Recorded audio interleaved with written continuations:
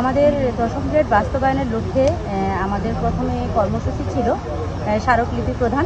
আমরা গত 26 তারিখ সকল সরকারি কর্মকর্তাদের জেলা প্রশাসকের কার্যালয়ে, সিভিল সার্জন কার্যালয়ে, আমাদের তত্ত্বাবধায়ক মহোদয়কে, বিভিন্ন ইউসেন এপিওকে এবং প্রাইভেট মালিক সমিতিকে আমরা স্মারকলিপি প্রদান করি।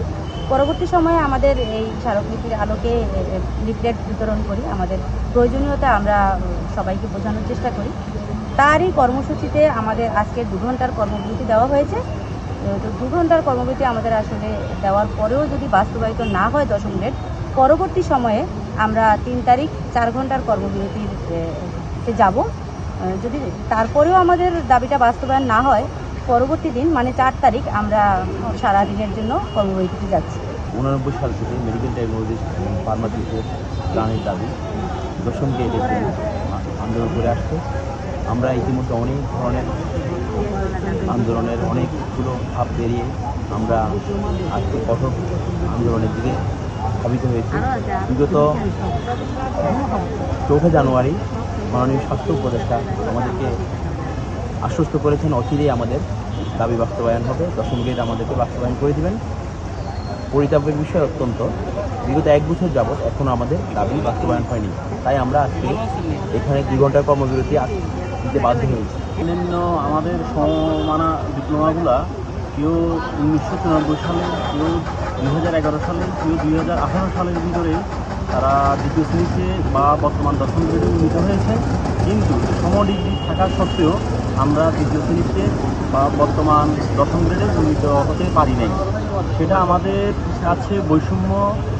আমরা এই বৈষম্য থেকে মুক্তি চাই, কারণ আমরা যখনই কোনো প্রাতিষ্ঠানিকভাবে কোথাও গিয়ে বসি তখন আমাদের শ্রেণীবিভেদ দেখা দিচ্ছে। সেটা আমাদেরকে মানসিকভাবে পীড়ন দিচ্ছে। আমরা এই মানসিক যন্ত্রণা থেকে উত্তরণ চাই। একই সমডিগ্রি সম্পূর্ণ এখন আমার আপগ্রেড পজিশনে, আমি তাকে সিনিয়র হিসেবে আমাকে মেনে নিতেই হবে, কিন্তু সেম ডিগ্রি থাকা সত্ত্বেও আমি ওয়ান স্টেপ আমি পিছনে থাকবো, এটা কোনোভাবেই মানা যায় না। এছাড়াও আমাদের শিক্ষাগত ভ্যালু সেম শিক্ষাগত যোগ্যতা থাকা সত্ত্বেও সেটা আমাদের কোনোভাবে বোধগম্য হয় না যে কেন আমাদেরকে পিছিয়ে থাকতে হবে। এটা সরকারের যারা দায়িত্বপ্রাপ্ত বিভাগ আছেন তাদের সবাইকে এটা চিন্তা ভাবনা করতে হবে যে সবাই একই শ্রেণীতে যেন থাকে, তখন বৈষম্যটা থাকবে না এবং স্বাস্থ্য খাতে সেবার মান বৃদ্ধি পাবে এতে। কারণ সেবা বিঘ্নিত করে এই আন্দোলন আমাদের অচিরে আমরা কখনোই করি নাই। আমরা আইনগতভাবে চেয়েছি যেন আমাদের আইনগতভাবে এর পরিসমাপ্তি ঘটে।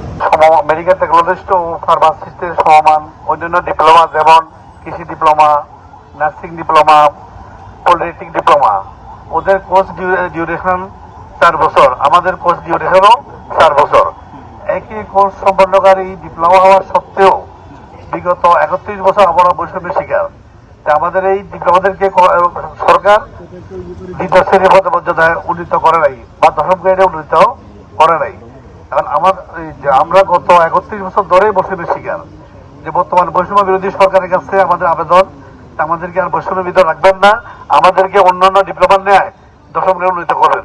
আমি জানি না, আমি 2018 সালে 16 সালে যখন আইসিতে ভর্তি হই, তারপরে 2018 সাল থেকে দশম গ্রেড এবং ফার্মাসিস্ট, মেডিকেল টেকনোলজিস্ট নিয়োগ আন্দোলন সংগ্রামের সাথে সম্পর্কিত।